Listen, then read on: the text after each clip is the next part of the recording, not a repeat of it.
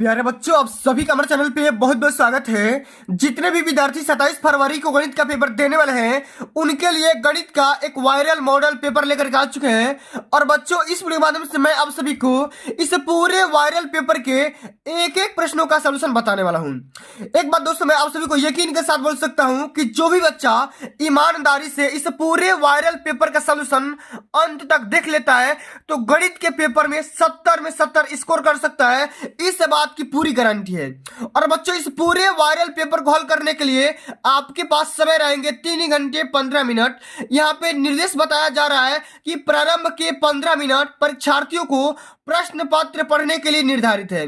70 number का पूर्णांक रहने वाला है और बिल्कुल बच्चों 70 में 70 स्कोर करा के रहूंगा, यह मैं आपसे वादा करता हूं। यहां पे बच्चों निर्देश बताया जा रहा है कि सभी प्रश्न हल करना अनिवार्य है। यह पेपर 2 खंडों में डिवाइड किया जाएगा, खंड अ और खंड ब में। खंड अ में 20 बहुविकल्पी प्रश्न रहने वाले हैं जिनका उत्तर ओएमआर आंसर शीट पर देना होगा। और बच्चों, ओएमआर आंसर शीट को भरने के लिए आपको किसी भी प्रकार का इरेजर या व्हाइटनर का इस्तेमाल नहीं करना है, बल्कि ब्लू और ब्लैक पेन का इस्तेमाल कर सकते हो। और जो आपका दूसरा खंड रहने वाला खंड ब ना, वो 50 नंबर का रहने वाला है। तो बच्चों, इस वीडियो के माध्यम से मैं आप सभी को खंड अ के सारे प्रश्नों को बताऊंगा ही, साथ में खंड ब के भी सारे प्रश्नों को बताने वाला हूं, ठीक ना। तो पूरा मैं बताऊंगा, 70 में 70 स्कोर कर सकते हो, इस बात की पूरी गारंटी है।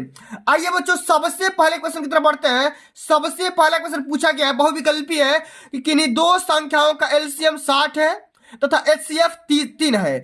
यदि एक संख्या 12 है तो दूसरी संख्या बताइए। बच्चों, इस क्वेश्चन को हम कैसे हल करेंगे, जरा यहां पर ध्यान से समझिएगा। एक एक क्वेश्चन का सलूशन बताऊंगा, ठीक ना।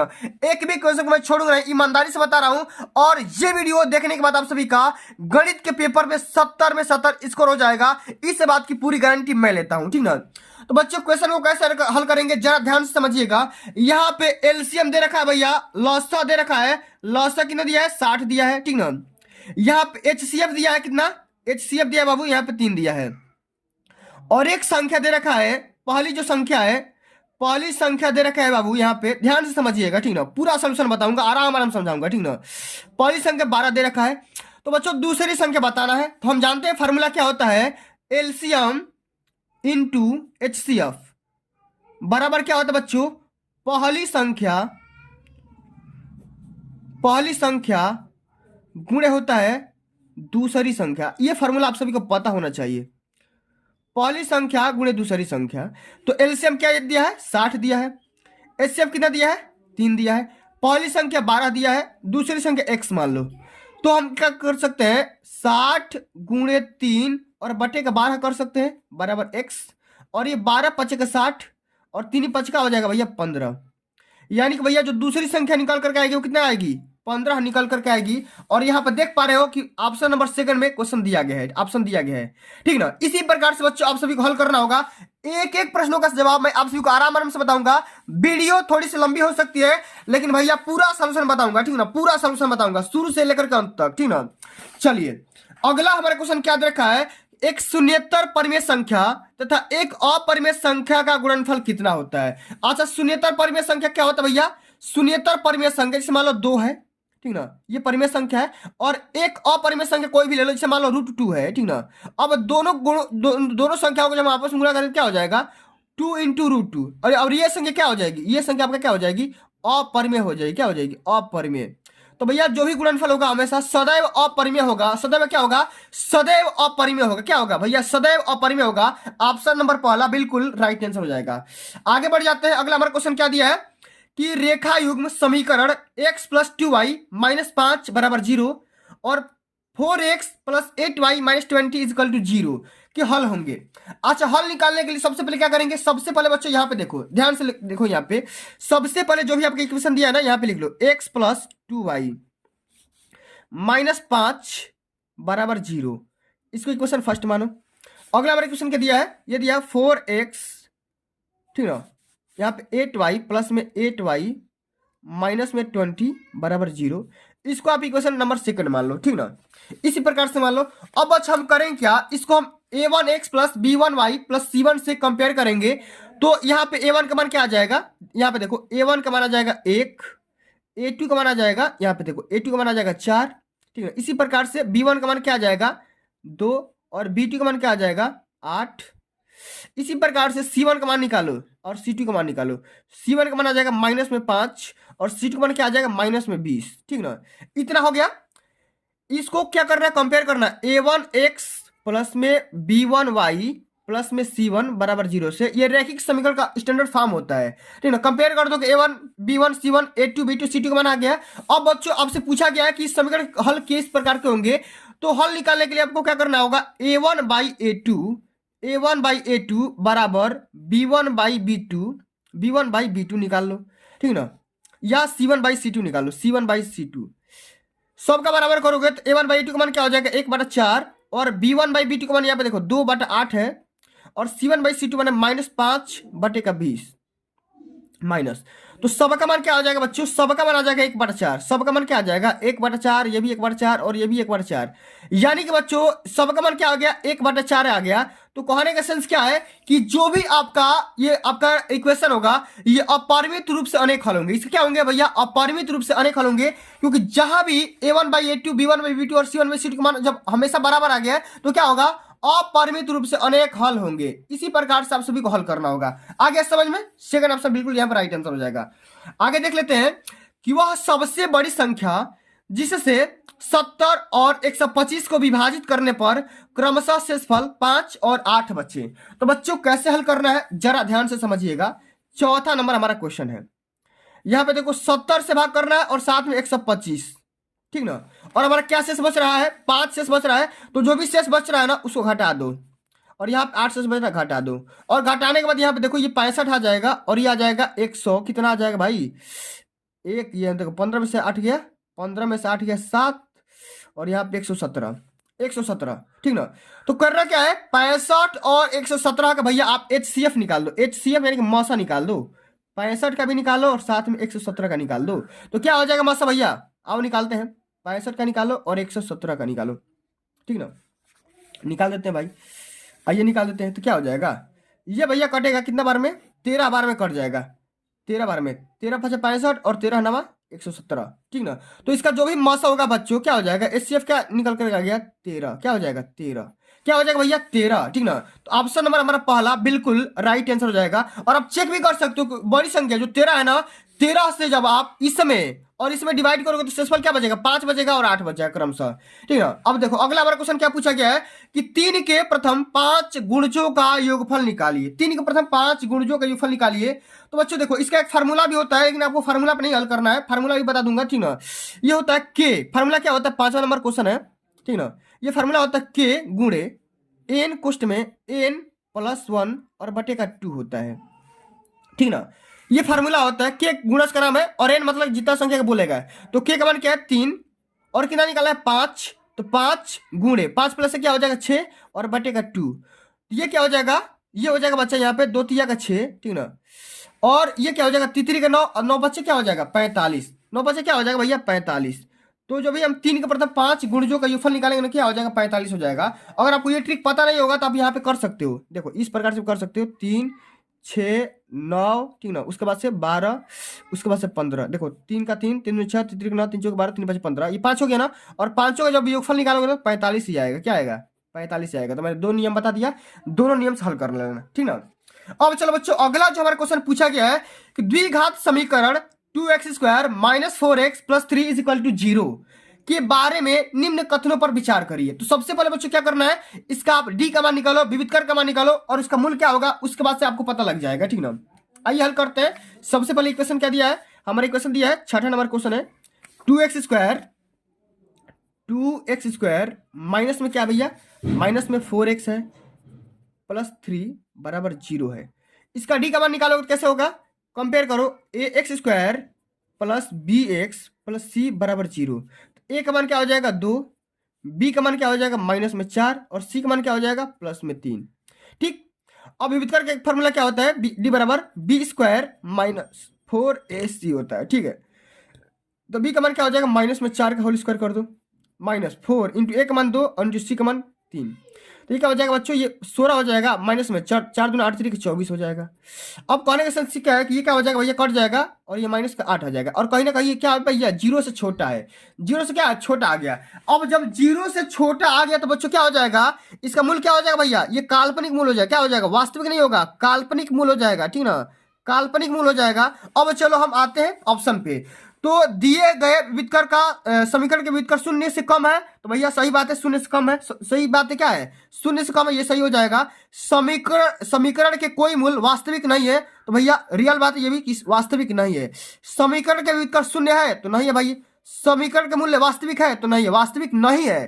तो ऑप्शन पहला और दूसरा बिल्कुल यहाँ पे राइट आंसर हो जाएंगे। और यहाँ पे देखो ऑप्शन पहला और दूसरा क्या है, सत्य है, ऑप्शन नंबर पहला इसका राइट आंसर हो जाएगा, ठीक है। अब यहाँ पे देखो अगला हमारा क्वेश्चन पूछा गया है, AOBC एक आयत है। AOBC क्या है भैया, एक आयत है जिसके 3 शीर्ष AOB का मान दिया है और इसके विकर्ण का मान बताना है। विकर्ण का मान क्या होगा, इस क्वेश्चन को ध्यान से समझते हैं।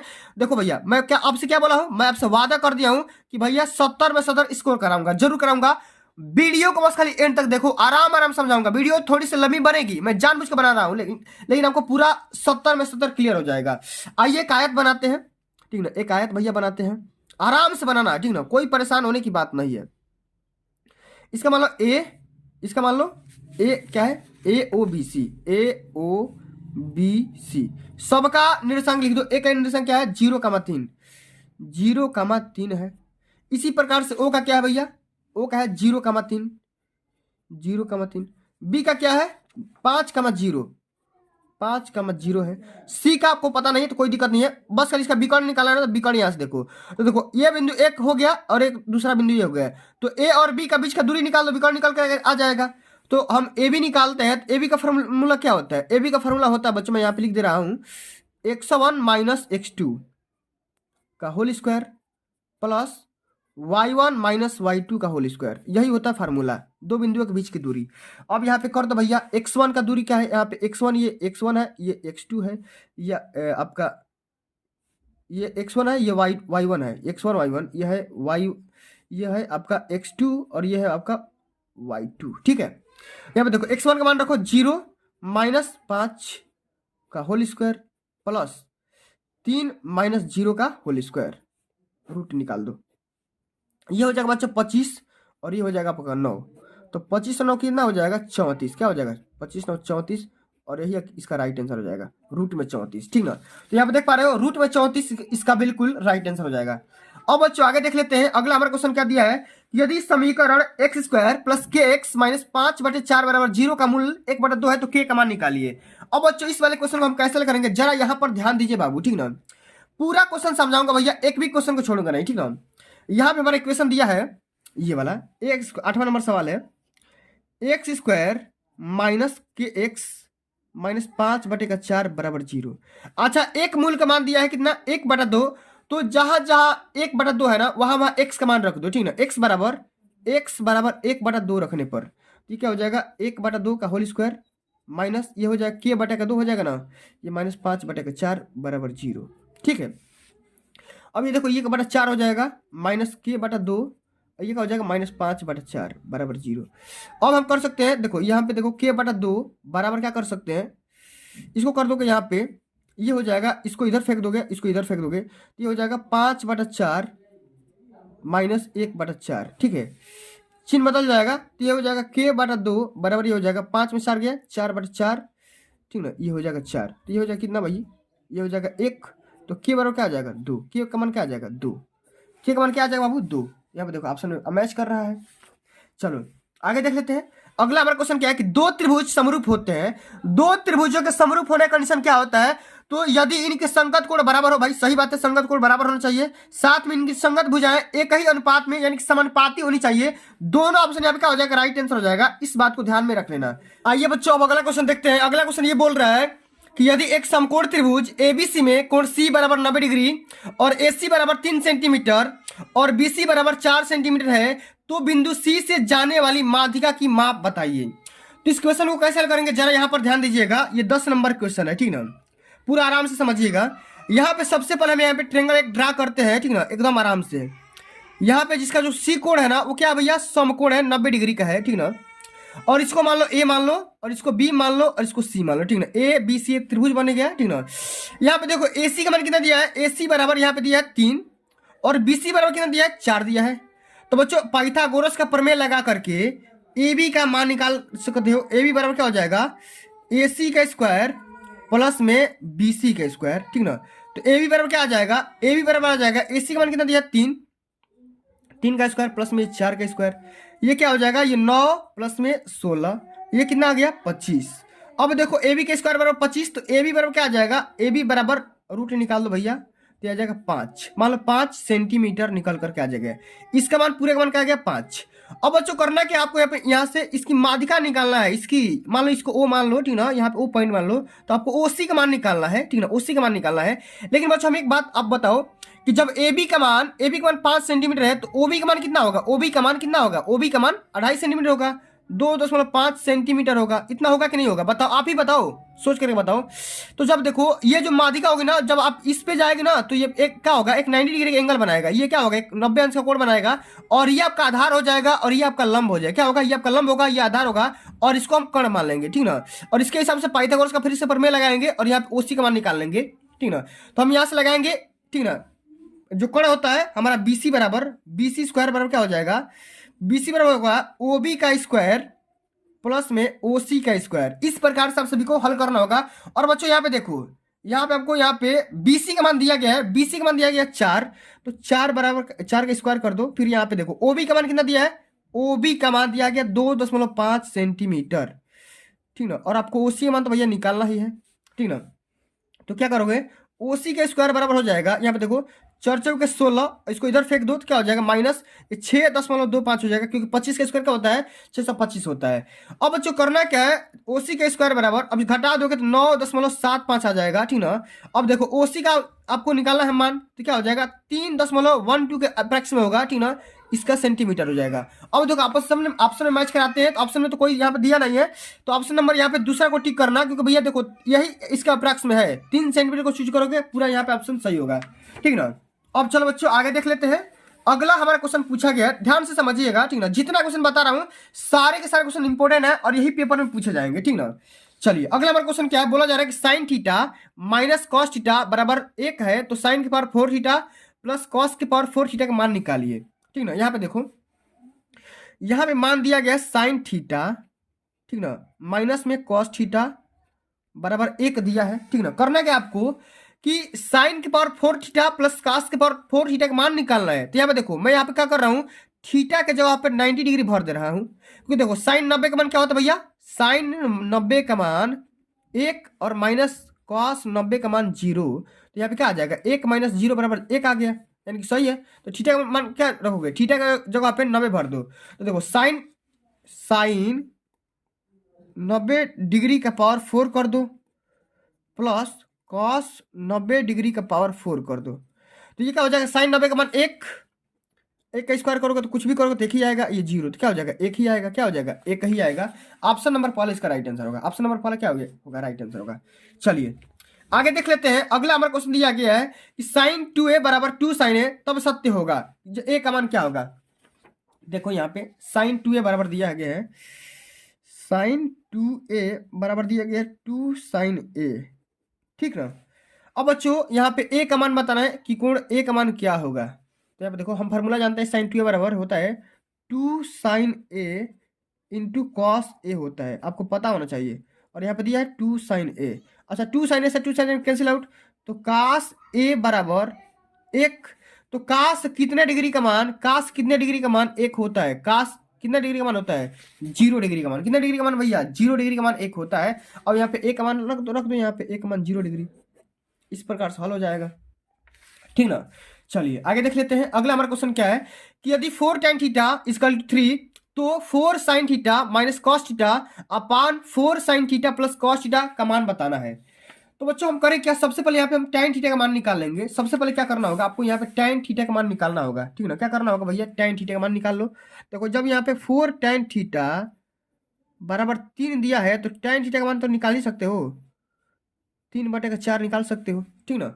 अब जब tan थीटा बराबर इतना होता है, तो यहाँ पे क्या करो, सब में ना इस वाले पक्ष में देखो जो भी हमारा इक्वेशन दिया है यहाँ पे दिया है ना, 4 sin theta minus cos theta बटे में क्या दिया है 4 साइन थीटा प्लस में कॉस थीटा दिया है, ठीक ना।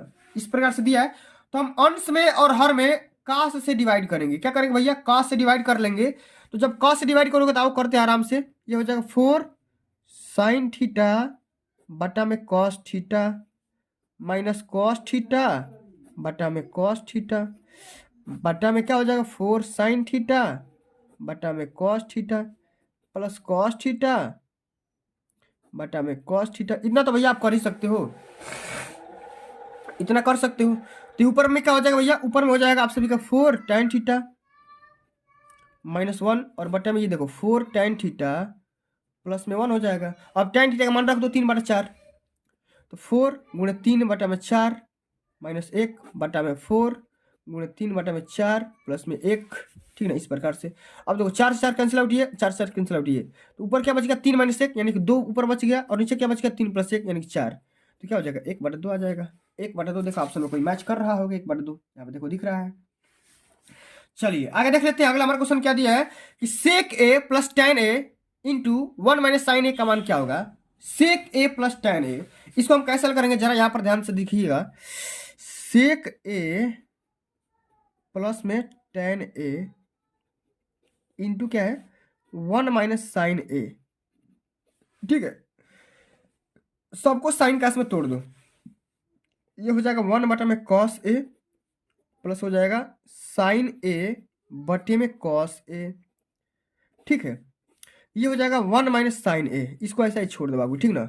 अब ऊपर क्या हो जाएगा, जब हर बराबर है तो ऊपर क्या हो जाएगा 1 + sin थीटा या 1 + sin a, ये क्या है 1 - sin a और बटे में क्या है cos स्क्वायर a हो जाएगा। cos से cos से गुणा होके तो देखो ये a + b a - b एक फार्मूला बन गया, a² - b² तो 1 square minus sine square a बटे में हो जाएगा cos स्क्वायर a। तो 1 - sin स्क्वायर थीटा पर क्या होता है cos स्क्वायर थीटा होता है, या a होता है बटे में cos स्क्वायर a। अब दोनों आपस में cos क्या हो जाएगा 1 बना देगा। क्या बना देगा 1 बना देगा। एक तो आ ही नहीं रहा है, कहाँ पर गलती कर दी है, एक तो आ ही नहीं रहा है। अच्छा 1 - sin स्क्वायर थीटा बच्चों यहाँ पे देखो, यहाँ पे गुणा तो नहीं होगा ना, यहाँ पे cos से है तो cos खाली एक कास होगा, एक कास होगा, एक कास से कास कैंसिल आउट हो तो बच जाएगा यहाँ पे cos a बच जाएगा। क्या बचेगा cos a बच जाएगा। अच्छा देखो एक बार और बता दे रहा हूँ, देखो sec a बराबर क्या हो जाएगा 1 बटा cos से, tan a बराबर क्या होगा sin a बटा में cos से, ठीक ना। इसी प्रकार से इसको ऐसे छोड़ दो तो ये हो जाएगा ऊपर में 1 + sin थीटा या 1 + sin a बटे में क्या हो जाएगा cos a, नीचे यहाँ पे cos से मैंने गुणा कर दिया था गलती से, स्क्वायर नहीं होगा, ये हो जाएगा 1 - sin a, ठीक ना। तो a + b a - b a² - b² और 1 - sin स्क्वायर थीटा पर क्या होता है cos स्क्वायर थीटा होता है, cos स्क्वायर a होता है और देखो cos स्क्वायर a में से एक cos से भाग कर दो तो क्या बच जाएगा cos a बच जाएगा, ठीक ना। इस प्रकार से आप सभी को हल कर लेना होगा, ठीक ना। cos a हो जाएगा, ऑप्शन नंबर 4 इसका राइट आंसर होगा। चलिए आगे देखते हैं अगला हमारा क्वेश्चन क्या है। अगला हमारा क्वेश्चन ये है बाबू कि यदि त्रिज्या 7 सेंटीमीटर वाले एक वृत्त के एक त्रिज्यखंड का कोण 60 डिग्री है तो त्रिज्यखंड का क्षेत्रफल बताना है। तो त्रिज्यखंड का क्षेत्रफल होता है पाई r स्क्वायर थीटा बटा में 360 होता है। बस खाली फार्मूला ही बताना है, ये फालतू की बातें दी है आपको, उसको ध्यान नहीं देना है। ऑप्शन नंबर 5 इसका राइट आंसर होगा। आगे देखते हैं एक सुराही निम्नलिखित में से किसका संयोजन होता है। तो सुराही गोला और एक बेलन से मिलकर बना होता है। देखो इसी प्रकार से सुराही बनता है, ये क्या हो गया एक बेलन हो गया और ये गोला हो गया, ठीक ना। ये गोला हो गया, इसी प्रकार के गोला हो गया और ये एक बेलन हो गया, तो एक गोला और एक बेलन से मिलाकर के सुराही बनेगा। ऑप्शन नंबर 5 इसका राइट आंसर होगा। चलो अगला हमारा क्वेश्चन क्या दिया है बच्चा। अगला हमारा क्वेश्चन दिया है बाबू कि 1 से लेकर के 10 तक की धनात्मक विषम संख्याओं का माध्य निकालिए। 1 से लेकर के 10 तक की धनात्मक विषम संख्याओं का माध्य निकालना है। कैसे हल करेंगे जरा आप लोग यहाँ पर ध्यान दीजिएगा, ठीक ना। एकदम बेसिक से समझिएगा, पूरा समझ में आएगा, ठीक ना। चलिए 1 से लेकर के 10 तक विषम संख्याओं का माध्य होता है n/2। तो 10 संख्या है 10/2 तो 5 आ जाएगा। बिल्कुल सही बात है, आराम से कर लो, n/2 का फार्मूला लगा लो। अगला हमारा क्वेश्चन क्या है कि आंकड़ों 13, 15, 16, 17, 19, 20 का माध्यिका क्या होगा। तो यहाँ पे देखो सबसे पहले संख्या गिनो 1, 2, 3, 4, 5, 6 है, तो 6 संख्या ना। तो यहाँ पे देखो माध्यिका निकालने के लिए जो m का मान होता है ना, माध्यिका निकालने का जो फार्मूला होता है वो होता है 1/2 n/2वां पद, फार्मूला में लिख दे रहा हूं, प्लस में n/2 प्लस 1वां पद, 1वां पद। अब देखो 1/2 कर दो, ठीक ना। अब देखो n/2वां पद क्या है भैया n/2, n 1 2 3 4 5 6 मान n बराबर 6 है, n बाई टू का मान क्या आ जाएगा 3 हो जाएगा।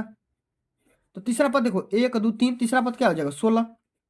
इसी प्रकार से चौथा पद क्या हो जाएगा, अरे 3 प्लस 1 चौथा ही ना होगा 17 हो जाएगा। तो 16 17 जोड़ो तो क्या हो जाएगा, 16 17 जोड़ोगे तो 33 और बटेगा 2, 33 बटेगा 2 हो जाएगा।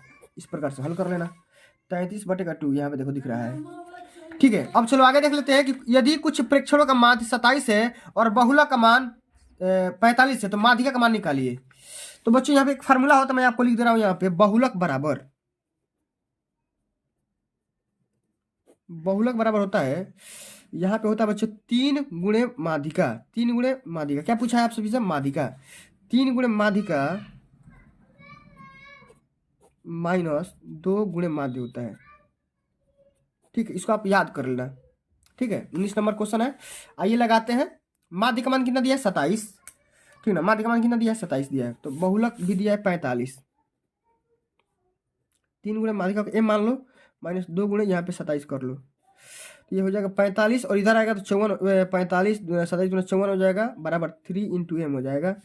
तो जोड़ोगे तो 99 हो जाएगा बराबर 3 इंटू एम हो जाएगा। 3 से करा दो 33 बार में कट जाएगा।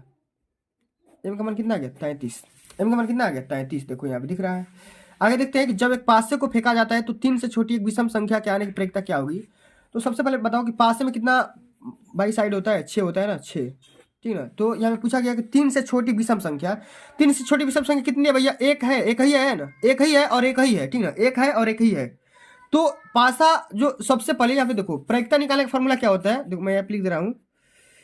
प्रायिकता निकालने का जो फॉर्मूला होता है वो होता है, फार्मूला निकालने का फॉर्मूला ये होता है कि जो माने चांसेस है, जो माने क्या हो जाएगा एक है ना, माने प्रायिकता सबसे पहले कम क्या आएगा, कम कम एक आ सकता है, और बाटे में जो अधिक से अधिक कुल कुल कुल क्या हो जाएगा, कुल बराबर 6 हो जाएगा, 1/6 हो जाएगा।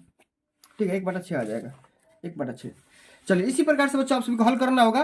और बच्चों आ जाते हैं खंडवा के सारे प्रश्नों को हल करते हैं, ठीक ना, खंडवा के भी सारे प्रश्नों को हल करेंगे। वीडियो थोड़ी सी लंबी मैंने बताया था ना बनेगी, लेकिन धांसू बनने वाली भैया, एक भी क्वेश्चन को मैं छोड़ूंगा नहीं, सारे क्वेश्चन को अटेम्प्ट करूंगा, ठीक ना। चलो समझते हैं कि स्पष्ट करना है कि 3 गुणे 5 गुणे 7 प्लस 12 एक भाज्य संख्या क्यों है। आपको बताना भैया कि भाज्य संख्या क्यों है, ठीक ना। क्वेश्चन में क्या दिया है, 3 गुणे 5 गुणे 7, 3 गुणे 5 गुणे 7 प्लस में 7 है, ठीक ना। आपको दिखाना है कि भैया ये भाज्य संख्या है, क्या एक भाज्य संख्या है। अच्छा भाज्य संख्या क्यों है बताना है, तो पहले गुणा करो, 3 5 15 और 15 7 15 चौके 60, 15 7 105 हो जाएगा और प्लस 7 ये हो जाएगा 112। अच्छा भाज्य संख्या की परिभाषा क्या होता है, जिसका 2 या 2 से अधिक गुणनखंड हो। तो 112 का गुणनखंड निकालो भैया, 2 से निकालो, 2 5 10, 2 6 12, 2 से फिर निकालो 28 बार में, 2 से फिर निकालो 14 बार में, 2 से निकालो 7 बार में, 7 से निकालो 1 बार में। तो 112 बराबर हम लिख सकते हैं कि 2 गुणे 2 गुणे 2 गुणे 2 गुणे 7। तो बच्चों इस प्रकार से यहाँ पे शेषफल क्या हो रहा है भाई, शून्य बच रहा है, तो क्या हो जाएगा भाज्य संख्या तो होगा, आसानी से कर सकते हो, ठीक ना। आइए अब अगला हमारा क्वेश्चन दिया है कि यदि काट थीटा बराबर 7/8 तो 1 plus sine theta into 1 minus sine theta upon 1 plus cos theta into 1 minus cos theta का मान बताइए। ठीक है, तो आइए समझते हैं भाई। यहाँ पर हमारा काट थीटा का मान दिया गया है 7/8 दिया है। आपको बताना क्या है कि 1 प्लस में साइन थीटा, ठीक है, और 1 माइनस साइन थीटा बटा में निकालना है 1 प्लस में कॉस थीटा, ठीक है, और 1 माइनस कॉस थीटा। तो बच्चों हम जानते हैं ये प्लस बी ए माइनस बी, तो ये हो जाएगा 1 माइनस साइन स्क्वायर थीटा और ये हो जाएगा 1 माइनस कॉस स्क्वायर थीटा। इसको लिख सकते हैं कॉस स्क्वायर थीटा और इसको लिख सकते हैं साइन स्क्वायर थीटा। अब इसको दोनों को कास बटा साइन क्या होता है भैया, कॉट स्क्वायर थीटा हो जाता है, कॉट स्क्वायर थीटा, और काट थीटा का मान रख दो 7/8 स्क्वायर भी कर दो 49/64 निकल करके आ जाएगा। 2 नंबर यहाँ से पक्का मिल जाएगा, ठीक ना। इसी प्रकार से हल करना होगा तभी जाकर के भैया नंबर मिलेंगे। चलिए अब देखो अगला बार क्वेश्चन दिया गया कि 2 घनों जिनमें से प्रत्येक का आयतन 64 घन सेंटीमीटर है कि संलग्न फलकों को मिलाकर एक ठोस घन बनाया जाता है, ठीक ना। इससे प्राप्त घनाभ का पृष्ठीय क्षेत्रफल निकालिए। तो सबसे पहले देखो यहाँ पे 2 घन यहाँ पे दिया गया ना, प्रत्येक आयतन क्या दिया गया है 64 घन सेंटीमीटर, ठीक ना। 2 घन है तो सबसे पहले भुजा निकाल लो भाई, भुजा निकाल लो, आयतन का रूट क्यूब निकाल लो भाई, क्या हो जाएगा 64 का क्यूब रूट निकाल लो तो क्या हो जाएगा 4 हो जाएगा, 4 सेंटीमीटर। दो घन है, दोनों को आपस में जब जोड़ोगे इस प्रकार का घन है, ठीक ना, इस प्रकार का, ठीक है, इस प्रकार का जब घन है तो ये देखो, ये पहले से 4 है, निकाल लिया, ये भी 4 है, तो ये पूरा लंबाई क्या हो जाएगा, 8 हो जाएगा ना, पूरा लंबाई 8 हो जाएगा। ये तो 4 ही रहेगा, ये भी 4 रहेगा। देखो लंबाई क्या हो जाएगा भैया, लंबाई बदल जाएगा, 8 हो जाएगा, लेकिन चौड़ाई भी सेम टू सेम 4 ही रहेगा और हाइट भी सेम ही रहेगा। तो क्या करना है इसका, क्या करना भाई, पृष्ठीय क्षेत्रफल, पृष्ठीय क्षेत्रफल का फॉर्मूला क्या होता है, 2 LB प्लस BH प्लस में LH, LB plus BH plus LH होता है। अब इसको फार्मूला में रख दो, 2 गुणे LB का मान क्या है भैया, L इंटू बी, 8 चौके 32 प्लस B इंटू एच माने 4 चौके 16 प्लस L इंटू एच, ये हो जाएगा 32। अब इसको जोड़ लो, 2 गुणे ये 80 हो जाएगा बराबर 160 हो जाएगा। इस प्रकार से हल करना होगा। ठीक है, आ गया समझ में, आ गया हो तो लाइक कर दो भाई। लाइक क्यों नहीं कर रहे हो भाई, लाइक तो कर दो। जो बच्चा अब तक देख रहा है वीडियो वो पक्का लाइक करेगा, मेरे को पूरा भरोसा है। ठीक है, क्योंकि भैया उसको टॉप करना है तभी जाकर कितना देख रहा है, वरना बच्चे तो भाग जाते हैं भाई। शुरुआत में ही बच्चे देखते हैं भाग जाते हैं, मेरे को पूरा भरोसा है, मैं जानता हूँ क्या होता है सिस्टम। चलो अगला हमारा क्वेश्चन यहाँ पे पूछा गया बच्चा, very very most important question आ गया, कई बार पेपर में पूछा जा चुका है कि निम्नलिखित आंकड़ों का माध्य निकालिए। यहाँ पे देखो वर्ग अंतराल दिया है और यहाँ पे बारंबारता दिया है। मैं आपका टाइम बिल्कुल भी वेस्ट ना करूंगा, पूरा बताऊंगा। यहाँ पे देखो मैंने आपको यहाँ पे पहले से मैं लिख रखा हूँ, ठीक ना। यहाँ पे देखो वर्ग अंतराल दिया है 10 20 20 30 30 40 40 50 50 60 60 70। यहाँ पे मध्यमान निकालो इसका। सबसे पहले क्या करो, यहाँ पे भैया आप सबसे पहले मध्यमान निकालो, भैया मध्यमान निकालो। 10 और 20 का मध्यमान क्या होगा, 20 प्लस 30, अरे सॉरी यहाँ पे 20 प्लस 10 बटा 2 कर लो तो 15 निकाल करके आ जाएगा। इसी प्रकार से 30 प्लस 20 कर लो बटे में 2 कर लो। मध्यमान देखो ऐसे निकाला जाता है, इसको मान लो x, तो x1 x2 प्लस x1 बटे में 2 निकाल लो तो क्या हो जाएगा, 20 प्लस 10 बटे का 2 क्या हो जाएगा, 30 बटे का 2 क्या हो जाएगा, 15। इस प्रकार से सबका मध्यमान निकालो, मिड पॉइंट निकाल लो। और 10 और 20 के बीच में कौन संख्या होगा, 15 है तो होगा। 20 और 30 के बीच में क्या होगा, 25 तो होगा। तो 15 25 35 45 55 65 इस प्रकार से मध्यमान निकाल लो आसानी से, कोई दिक्कत नहीं है, कर सकते हो। अब ये फाई का मान यहाँ पे देखो, बारंबारता का मान यहाँ पे दिया गया है, 2 7 12 15 8 6 का मान दिया है। तो करना है क्या भैया, रख दो बारंबारता का मान वैसे ही। अब करना है कि भैया सबसे पहले एफ आई इंटू एक्स आई का मान निकालो। एफ आई इंटू एक्स आई, मध्यमान को एक्स आई बोलते हैं, तो गुणा कर लो 15 दूनी 30, 25 7 175, 25 35 में 12 से गुणा करोगे 420, 45 में 15 से गुणा करोगे 675, 55 में 8 से गुणा करोगे 440, 65 में 6 से गुणा करोगे 390। अब सबको क्या करो, सबसे पहले क्या करो भैया, सबका योगफल निकाल लो। एफ आई इंटू एक्स आई का योगफल निकाल लो और एफ आई का भी योगफल निकाल लो, समेशन निकाल लो। क्यों निकालते हैं, क्योंकि भैया देखो माध्य बराबर क्या होता है भैया, माध्य का फार्मूला क्या होता है, माध्य बराबर होता है summation of x I into F I बटे में समेशन ऑफ एफ आई, ठीक ना। तो यहाँ पे इसका मान दिया है 2130, हमने निकाल लिया है जोड़ करके, आप भी जोड़ लेना, इसको जोड़ लेना, तो जोड़ोगे तो 2130 ही आएगा और बटे में इसका मान 50 आएगा। जब इसको गुणा करके भाग करोगे इसको तो यह आ जाएगा 42.6, कितना बार में, 42.6 बार में कट करके पूरा एकदम 0 आ जाएगा, ठीक ना। इस प्रकार से चलिए अगला हमारा क्वेश्चन क्या दिया है कि बिंदु -4,6 बिंदु -6,10 और बिंदु बी 3,-8 को जोड़ने वाले रेखाखंड को किस अनुपात में विभाजित करेगा। तो बच्चों अनुपात में विभाजित करने का एक फार्मूला होता है, मैं आपको यहाँ पे लिख दे रहा हूँ, किस अनुपात में विभाजित करेगा। तो यहाँ पे देखो बिंदु जो x होता है ना, उसका जो निर्देशांक होगा, x का निर्देशांक होगा m1 x2 प्लस में m2 x1 बटे में m1 प्लस में m2। इसी फार्मूला का यूज करके आपका सवाल हो जाएगा, लेकिन मैं आपको एक और लिख दे रहा हूँ, y बराबर होता है m1 y2 प्लस में m2 y1 बटा में m1 प्लस में m2, ठीक है। तो बच्चों यहाँ पे देखो किसी फार्मूला का यूज करो, दोनों में से कोई भी एक यूज करोगे ना तो आपका आंसर आ जाएगा, ठीक ना। आओ हल करते हैं। यहाँ पे देखो, यहाँ पे जो भी मैं डाटा दिया है ना सबसे पहले उसको समझाते हैं भाई, क्योंकि बच्चे बहुत डिस्टर्ब हो जाएंगे, नहीं समझ में आएगा। तो बिंदु यहाँ पे दिया गया कितना, -4,6। यहाँ पे देखो -4, मैंने आपको पहले ग्राफ बनाऊंगा भाई, क्योंकि ग्राफ बहुत जरूरी चीज़ है, तब जाकर के ज़्यादा समझ में आएगा। ये मान लो कोई बिंदु ए है, ये मान लो कोई बिंदु बी है, ठीक ना। एक का निर्देशांक दिया है -6,10 और बी का निर्देशांक दिया है कितना, 3, -8, ठीक है। इस प्रकार से दो बिंदु दिया है और यहाँ पे एक बिंदु, यहीं पे कोई बिंदु दिया है -4,6, ठीक ना। और बोल रहा है कि जब ये बिंदु अगर कोई मान लिए, कोई बिंदु P मान लिए, कोई भी बिंदु P मान लिए, ठीक ना, तो ये किस अनुपात में विभाजित करेगा, इसका सूत्र क्या होगा। तो इसका सूत्र यही होगा, x बराबर ये होगा, y बराबर ये होगा।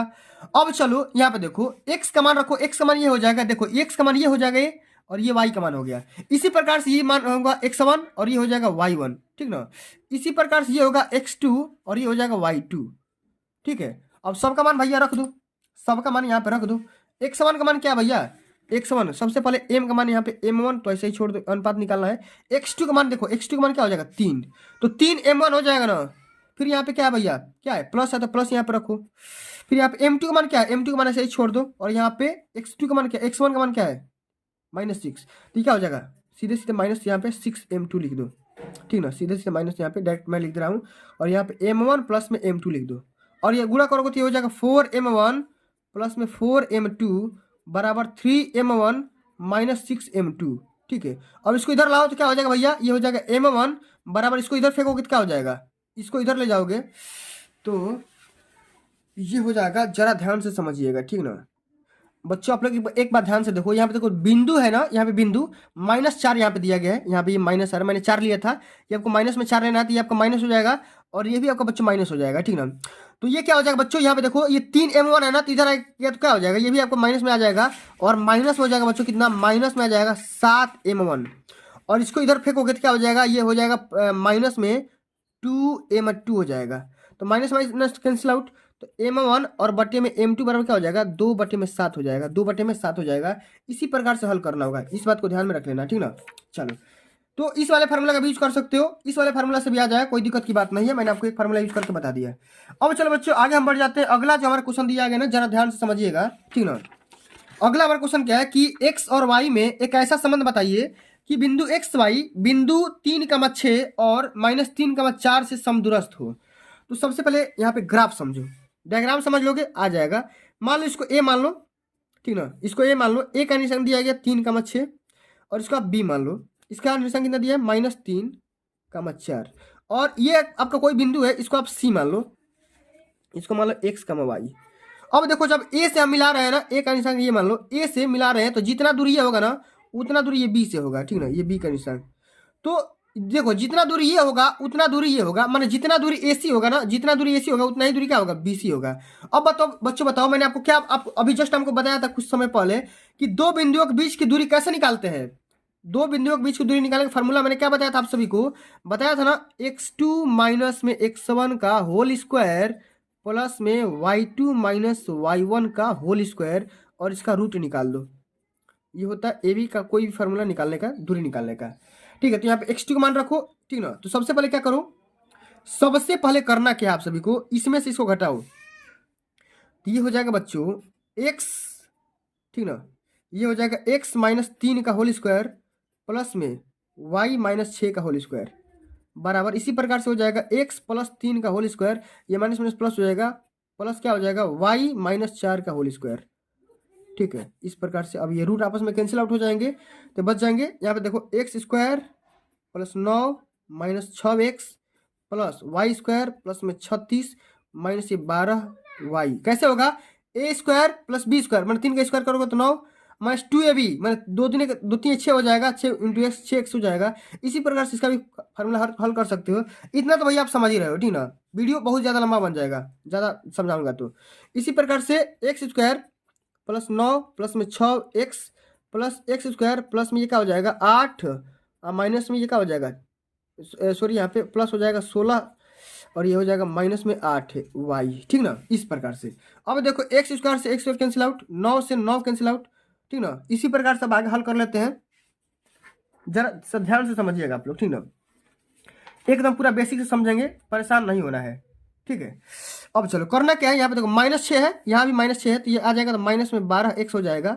ये देखो, ठीक है, ये देखो इधर y² है, तो इधर भी y² है, ये आपको y² कट जाएगा, और ये -12x हो जाएगा, और ये आएगा इधर, ये आएगा इधर, तो क्या हो जाएगा माइनस में प्लस हो जाएगा ना, तो ये माइनस में 4y हो जाएगा। ठीक है, क्या हो जाएगा माइनस में 4y बराबर, अब इधर देखो ये 36 है, तो इधर क्या हो जाएगा भाई माइनस में 20 हो जाएगा ना, माइनस में 20 हो जाएगा क्योंकि 16 से माइनस हो जाएगा। अब भाई भाग कर दो 4 से, ये क्या हो जाएगा, ये हो जाएगा -4 से भाग कर दोगे तो ये हो जाएगा 3x प्लस में y बराबर क्या हो जाएगा 5 हो जाएगा, क्या हो जाएगा 5 हो जाएगा। ठीक ना, अब बच्चों क्या करो, यहाँ पे y का मान 0 रखो, y का मान 0 रखने पर 3x बराबर क्या हो जाएगा 5, तो x का मान क्या हो जाएगा 5/3। तो हमको बिंदु भी बताना था, तो x का मान क्या आ गया, x का मान 5/3 आ गया, और कब? जब y का मान हमने 0 रखा तब। तो यहाँ पर रख दो भाई, x का मान 5/3 और y का मान 0। यही एक बिंदु निकालना था। ठीक है, इस प्रकार से हल करना होगा। चलिए आगे देखते हैं। अगला हमारा क्वेश्चन क्या है? अगला हमारा क्वेश्चन ये है कि द्विघात बहुपद 6x² - 3 - 7x के शून्य ज्ञात करिए और सत्यता की जांच भी करना है। तो कैसे हल करेंगे जरा ध्यान से समझिएगा। शून्यक निकालना है। शून्यक निकालने का तरीका क्या होगा आइए समझाते हैं भाई। 6x², इसको सजा करके लिख दो, 7x - 3 = 0 कर दो। शून्यक निकालने का तरीका 0 कर दो। तो 6 × 18 9 दूना 18 कट जाएगा। 6² माइनस ये हो जाएगा 9x, ये क्या होगा प्लस में 2x माइनस में 3 = 0। इसमें और इसमें क्या कॉमन कर लो, इसमें कॉमन हो जाएगा 3x कॉमन करोगे तो क्या हो जाएगा 2x माइनस में 3, फिर यहाँ पे प्लस कॉमन करोगे तो 2x माइनस में 3 = 0। अब दोनों में कॉमन कर लो, ये हो जाएगा 2x माइनस में 3 और ये हो जाएगा 3x प्लस में 1 = 0। अब एक एक को 0 कर लो बारी बारी से। ये हो जाएगा 2x माइनस में 3 = 0। एक समान क्या आ जाएगा 3/2, यहाँ से निकाल सकते हो। इसी प्रकार से 3x प्लस में 1 = 0, तो x पर यहाँ से हो जाएगा -1/3। तो दोनों मान निकाल सकते हो, ठीक ना, दोनों मान निकाल सकते हो। और सत्यता की जांच करने का तरीका, इसमें x का मान यहाँ पर रख दोगे ना, x का मान तो 0 आ जाएगा। करके देख लेना, चेक कर लेना, इतना तो काम कर ही सकते हो। चलिए अगला हमारा क्वेश्चन दिया गया कि दो संख्याओं के वर्गों का अंतर 180 है।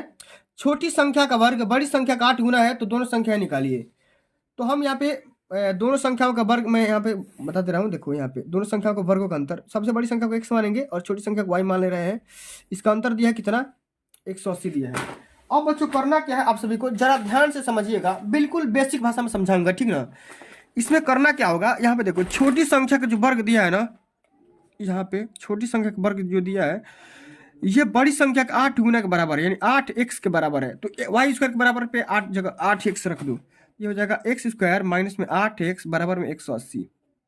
ठीक ना, इसको इधर लाओ, x² माइनस 8x माइनस 180 बराबर 0। तो ये क्या हो जाएगा, फैक्टर कर दो भैया 18 और 10 का। तो हो जाएगा x² माइनस 18x प्लस में 10x माइनस में 180 बराबर 0। ठीक है, तो बच्चों यहाँ पे देखो समझो, ये हो जाएगा फैक्टर, ये हो जाएगा फैक्टर। तो यहाँ पे x का मान करोगे तो x माइनस 18 बच जाएगा, इसमें प्लस 10 का मान करोगे तो x माइनस 18 बच जाएगा बराबर 0। अब दोनों में कॉमन कर लो, x माइनस 18 दिख रहा है और x प्लस 10 दिख रहा है बराबर 0। ठीक है, अब देखो बारी बारी से 0 कर दो, तो x माइनस 18 बराबर 0, तो x बराबर 18 आ गया। इसी प्रकार से x प्लस 10 बराबर 0 करोगे तो x बराबर क्या आ जाएगा -10 आ जाएगा। ठीक है, तो एक तो आ गया क्या 18, एक आ जाएगा -10। ठीक है, इस प्रकार सबको हल कर लेना है, दोनों संख्या निकल करके आ जाएगी। अब देखो x का मान यहाँ पे 18 जब आया ना, तो y का मान निकालो, यहाँ से y का मान निकाल लो। तो y² बराबर 8 × x दिया है, तो y² बराबर क्या हो जाएगा 8 × 18। तो 18/44 से होता है 144। तो y का मान क्या हो जाएगा 12 निकल कर आ जाएगा जब इसका रूट निकाल लोगे तो। ठीक है, पर तरीका मैं बता दे रहा हूँ भाई, सोल्यूशन कर दे रहा हूँ, फास्ट सोल्यूशन। ठीक है, कोई दिक्कत की बात नहीं है, आराम से हल करेंगे। समझ में ना आया हो तो बताना भाई, आराम आराम से कर दूंगा, ठीक ना, कोई दिक्कत की बात नहीं है। चलो अगला हमारा क्वेश्चन पूछा गया कि दो संख्याओं के वर्गों का अंतर, ये तो मैंने बता दिया। सिद्ध करना है कि किसी वृत्त के किसी व्यास के सिरों पर खींची गई स्पर्श रेखाएं समांतर होती है। क्या करना है भाई, सिद्ध करना है आपको, प्रूफ करना है भाई।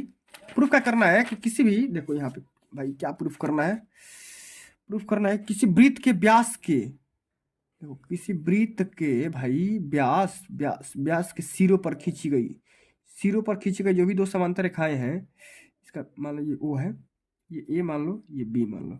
ठीक है, व्यास के सिरों पर खींची गई जो भी समांतर रेखाएं हैं ये आपस में क्या है, समांतर है, ये आपको शो करना है, दर्शाना है। तो बहुत ही सिंपल सा तरीका है, कैसे हल करेंगे जरा यहाँ पर ध्यान से देखिएगा, बिल्कुल सटीक भाषा में बताऊंगा, थोड़ा सा भी परेशान नहीं होना है, ठीक ना, बिल्कुल बेसिक भाषा में समझते हैं। ठीक है, चलिए तो बच्चों करना क्या है आप सभी को, इसको मान लेते हैं, इस वाले समांतर रेखा को इसको हम CD मान लेते हैं। ठीक है, और इसको हम CD हो गया, ये आपका EF मान लो, EF मान लो। आपको क्या सिद्ध करना है, आपको सिद्ध करना है कि जो CD है ना, CD है ना, ये किसके समांतर है, EF के समांतर, यही आपको प्रूफ करना है ना। जरा ध्यान दीजिएगा यहाँ पर, एक बात बताओ, एक बात बच्चों ये बताओ कि हम ये बोल सकते हैं कि कोण जो होगा आपका, कोण जो आपका, कोण जो आपका ये वाला कोण CBA, हम लिख सकते हैं कि CBA जो होगा ये कितने डिग्री का हो सकता है? ये 90 डिग्री का हो सकता है। क्यों? क्योंकि भैया ये आपस में ना, ये क्या है, एकदम लंब है, लंब है, पैरेलल है, क्या है भैया, लंब है। ठीक है, इस प्रकार से जो आपका ये भुजा सीडी है, भुजा सीडी है, किस पर लंब है भाई? भुजा सीडी है, ये बीओ पर लंब है। क्या है? बीओ पर लंब है। ठीक है, इस प्रकार से नहीं, ये लिखेंगे बीओ जो है ना, बीओ भुजा सीडी पर लंब है, सीडी पर लंब है। ठीक है, आपस में पैरेलल है। ठीक है, कोई दिक्कत की बात नहीं है। चलो, इसी प्रकार से मैंने हमने यहाँ पे कोण भी निकाल लिया। इसी प्रकार से कोण ए क्या है भाई? इसी प्रकार से कोण ई ए बी क्या हो जाएगा? 90 डिग्री हो जाएगा। ये भी आपका 90 डिग्री हो गया, ये भी आपका 90 डिग्री हो गया। ठीक है, जब दोनों आपस में 90 डिग्री हो गया तो यहाँ पे देखो, तो यहाँ पे एक बात समझो, जब दोनों आपस में 90 डिग्री हो गया, जब कोण भैया बराबर हो गया, जब कोण आपका 90 डिग्री सबका, जब कोण ए और कोण बी आपस में जब बराबर हो गया, तो हम क्या बोल सकते हैं भैया? जब कोण आपस में बराबर हो गया तो क्या ये दोनों आपस में क्या हो जाए? पैरेलल नहीं हो सकती है, आपस में बराबर हो सकती है, वो इसलिए बात है।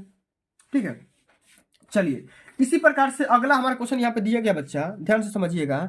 अगला हमारा क्वेश्चन क्या दिया है यहाँ पे, समझो, ये भी सिद्ध करने वाला है कि सिद्ध करना है किसी वाह्य बिंदु से किसी वृत्त पर खींची गई स्पर्श रेखाओं के बीच का कोण स्पर्श बिंदुओं को मिलाने वाले रेखाखंड के द्वारा केंद्रित अंतरित कोण संपूरक कोण होता है। प्रूफ करना है यहाँ पे देखो। ठीक है, इसी प्रकार से एक मैं यहाँ पे ड्रा कर दे रहा हूँ, ये वो मान लो। ठीक है, आपको क्या प्रूफ करना है? आपको ये प्रूफ करना है कि केंद्र पर जो भी अंतरित कोण हो रहे हैं इस प्रकार से, ठीक है, ये कोई वाह्य बिंदु है और इसी का मिलाने पर जो भी एंगल बन रहे हैं, ठीक ना, एंगल, ये बोल रहा है कि ये कोण और ये कोण, ठीक ना, बाह्य कोण वाला और अंतः कोण का योगफल क्या होना चाहिए? संपूरक। इसको ओ मान लो, इसको पी मान लो। ठीक ना, तो आपको सिद्ध करना है कि कोण ओ आप प्लस में कोण पी बराबर 180, संपूरक माने क्या? 180 डिग्री। ठीक है, इसको ए मान लो, इसको बी मान लो।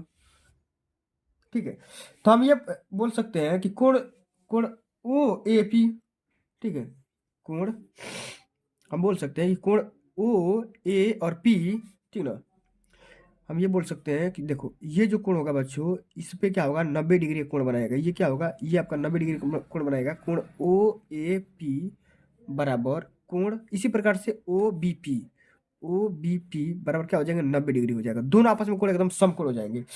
ठीक है, जब दोनों कोण आपस में समकोण हो जाएंगे तो एक बात यहाँ बताओ, एक चतुर्भुज यहाँ बन रहा है, चतुर्भुज बन रहा है ओ बी पी ए बन रहा है एक चतुर्भुज में। ठीक ना, इसमें करें क्या?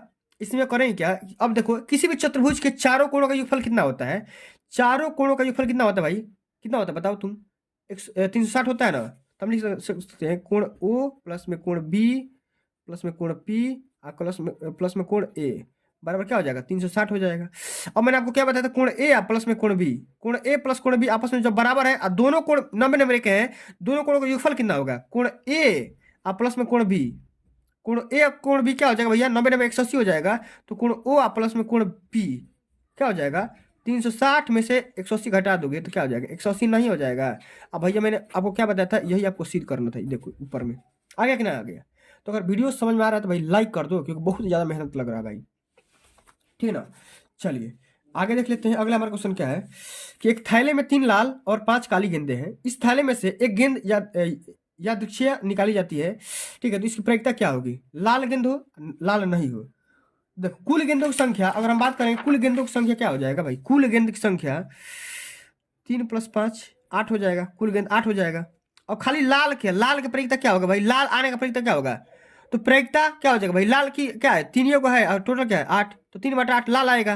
और यही अगर काला का प्रायिकता क्या आएगा भाई? काला 5 को है, 5/8 इस प्रकार प्रायिकता आएगा। ठीक ना, इसी प्रकार से तो होगा। और बहुत ही सिंपल सा क्वेश्चन है भाई, एक लाइन का क्वेश्चन है, मुंह से कर दोगे। ठीक है, अब चलो अगला हमारा क्वेश्चन। नीचे दिए गए बंटन का माध्यक 28.5 है। यदि परम्पराओं का योग 60 हो तो x और y का मान ज्ञात करिए। यहाँ पे वर्ग अंतराल दे रखा है, यहाँ पे बारंबारता दे रखा है। आपको क्या करना है? x और y का मान निकालना है। तो बच्चों हम कैसे हल करेंगे, जरा यहाँ पर ध्यान से देखिएगा, बिल्कुल सटीक भाषा में समझाऊंगा, पूरा समझ में आएगा। ठीक ना, प्रश्न संख्या दूसरा के च का हल है। ठीक ना, यहाँ पे वर्ग अंतराल यहाँ पे दिया है, बारंबारता का मान दिया है, हमने क्या यहाँ पे संचयी बारंबारता निकाल रखा है। ठीक ना, ये तो बच्चों आप सभी को यहाँ पे पेपर में दिया ही है। ठीक ना, इस प्रकार से आप देख सकते हो। ठीक ना, ये तो सारा डिटेल आपको दिया ही है। ठीक ना, अब आपको संचयी बारंबारता निकालने का तरीका बता रहा हूँ। संचयी बारंबारता कैसे निकालते हैं? सबसे पहले बारंबारता यहाँ पे लिखो 5।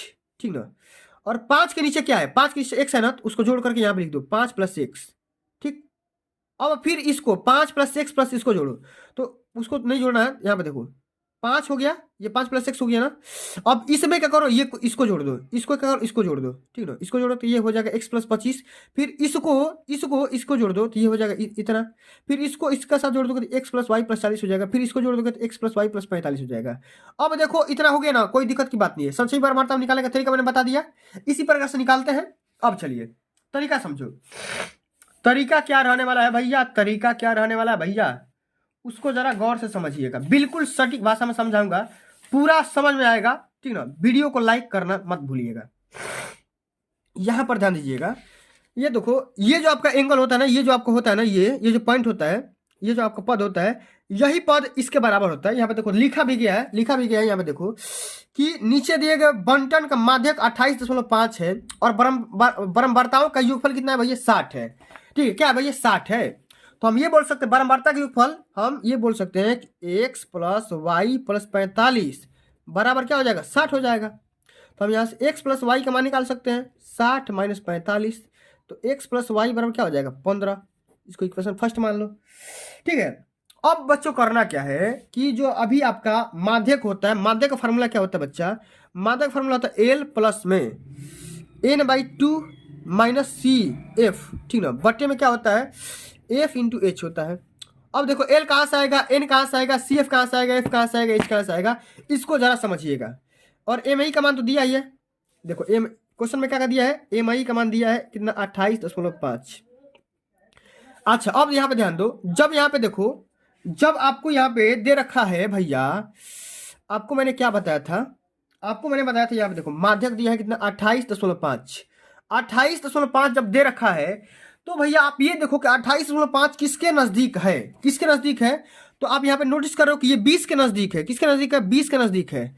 तो क्या करना है कि 20 के नजदीक वाले हम वर्ग अंतराल को लेंगे, इसको लेंगे, क्या करेंगे, इस वाले वर्ग अंतराल को लेंगे, और इस वाले वर्ग अंतराल में जो आपका छोटा वैल्यू होगा ना, वही क्या होगा, एल का मान होगा, क्या हो जाएगा, एल का मान हो जाएगा 20। और देखो जो आपका बारंबारता यहाँ पे दिया गया ना, इसके जस्ट ऊपर वाला, जस्ट इसके ऊपर वाला जो ही मान होता है ना, वो संचयी बारंबारता सी एफ का मान होता है। तो ये वाला क्या हो जाएगा, सी एफ का मान हो जाएगा, क्या हो जाएगा, सी एफ का मान हो जाएगा, सी एफ का मान हो जाएगा। ठीक है, इस प्रकार से सी एफ का मान हो गया। तो आपको यहाँ पे बारंबारता एफ का मान भी आ गया 20 और सी एफ का मान भी आ गया कितना, एक्स प्लस 5 आ गया। क्या करना, अब हाइट का मान निकालना है। तो हाइट का मान इसमें से इसको घटा दोगे तो 10 आ जाएगा, 10 का अंतराल है, ठीक ना। अब क्या करना, सबका मान तो निकाल ही गया। एन का मान क्या है, एन का मान है बच्चों, एन का मान कितना दिया है,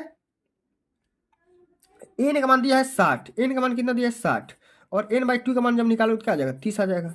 देखो यहाँ पे देखो दिया है, एन का मान 60 दिया है, ठीक है।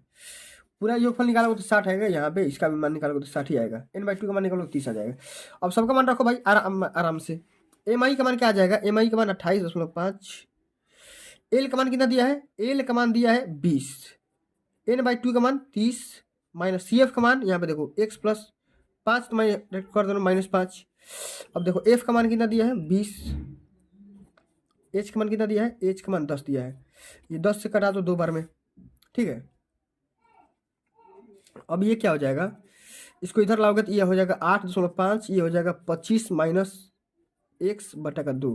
अब इसको गुणा कर दोगे, ये हो जाएगा 17 बराबर 25 माइनस एक्स।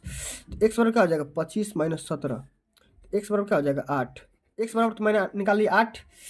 अब एक्स का मान इसमें रख दो, एक्स का मान इसमें रख दो, तो वाई का मान कितना आ जाएगा, वाई का मान आ जाएगा 7, वाई का मान 7 और एक्स मान 8। ठीक है, इस प्रकार से हल करना होगा, तब जाकर के पूरा नंबर मिलेंगे।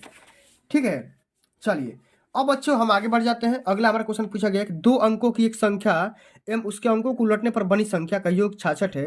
यदि संख्या के अंकों का अंतर 2 है तो संख्या ज्ञात कीजिए। ऐसी कितनी संख्या संभव है, ये भी बताना है। तो बहुत ही सिंपल से क्वेश्चन है, आराम से करेंगे, जरा भी परेशान नहीं होना है, बिल्कुल आराम से समझाएंगे, ठीक ना।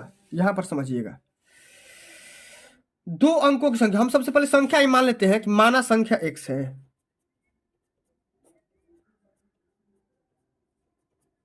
माना संख्या, सॉरी यहाँ पे 10x प्लस वाई हो जाएगा, संख्या मान रहे हो ना तो 10x प्लस वाई होगा, ठीक ना। अब बोल रहा है कि 2 अंकों की एक संख्या और उसके अंकों को, अच्छा अंक का जब पलटोगे तो क्या हो जाएगा, ये 10y प्लस में x हो जाएगा, ठीक ना। अब दोनों संख्याओं को जब जोड़ोगे ना तो क्या हो जाएगा, 10x प्लस वाई प्लस में 10y प्लस में x बराबर ये 66 हो जाएगा। तो हो जाएगा 11x प्लस में 11y बराबर में 66। तो x प्लस वाई बराबर मैं लिख सकता हूँ 6। देखो 11 से भाग कर दो, x प्लस वाई का मान आ गया। अब दोनों का अंतर दे रखा है, x माइनस वाई का मान दे रखा है 2, पेपर में दिया है, देखो यहाँ पे पेपर में दिया है x माइनस वाई का अंतर 2 दिया है। ठीक है, तो क्या करो भैया, दोनों को जोड़ दो, तो x 2x बराबर 8 आ जाएगा, तो x बराबर 4 आ जाएगा, और x का मान किसी भी क्वेश्चन में रख दो, किसी में भी रख दो। तो x का मान रखोगे इसमें 4, तो y का मान क्या आ जाएगा, y का मान 2। संख्या निकालना है, संख्या निकालना है, संख्या निकालना है। तो संख्या निकालना है, तो भैया संख्या क्या माने थे, 10x प्लस वाई, तो 10 गुणे x का मान 4 प्लस में 2, तो 10 चौके 40, 42। ये तो हो गया एक संख्या, ये तो हो गया भैया एक संख्या। अब से पूछा गया कितनी संख्याएं संभव हो सकती है, तो संभव होने का जो कंडीशन होगा वो मैं आपको बता दे रहा हूँ। अंतर देखो, अंतर जो पूछ रहा है ना, तो अंतर ये प्लस माइनस 2 यहाँ पे रख देना। देखो x प्लस वाई बराबर तो 6 ही रहेगा, लेकिन x माइनस वाई जो होगा ना, ये प्लस माइनस 2 हो सकता है। तो प्लस तो मैंने रख दिया, अब हम यहाँ पे माइनस रखेंगे। तो जब माइनस रखेंगे तो क्या करना है, इसको जोड़ दो भाई, तो ये हो जाएगा 2x प्लस में ये 4, तो x बराबर 2 हो जाएगा, तो y बराबर यहाँ पे 4 हो जाएगा। अब यहाँ पे ये जो संख्या होगी ये क्या हो जाएगी, ये हो जाएगी 24, ये क्या हो जाएगी 24 संख्या हो जाएगी। मैंने दो संख्याएं संभव हो सकती है, एक तो 24 और दूसरा 42। आप चेक भी कर सकते हो, इस प्रकार से हल करना होगा, तो अब जाकर पूरे नंबर मिलेंगे। ठीक ना, चलिए अब बच्चों अगला हमारा क्वेश्चन दिया गया है कि सब बताऊंगा ना, मैंने क्या बोला था, आपसे वादा किया था मैं सारा का सारा क्वेश्चन बताऊंगा, अथवा वाला भी बताऊंगा कि 5 वर्ष पूर्व नूरी की आय सोनू की आय की 3 गुनी थी, 10 वर्ष पश्चात नूरी की आय सोनू की आय की 2 गुनी हो जाएगी। नूरी और सोनू की आय कितनी है, आपको जल्दी जल्दी बताना है। सबसे पहले बच्चों हम क्या करेंगे, सबसे पहले आपको करना क्या है, आपको यहाँ पे मानना होगा कि माना, यहाँ पे आइए मानते हैं कि माना नूरी और सोनू की वर्तमान आयु, आइए मानते हैं, माना नूरी की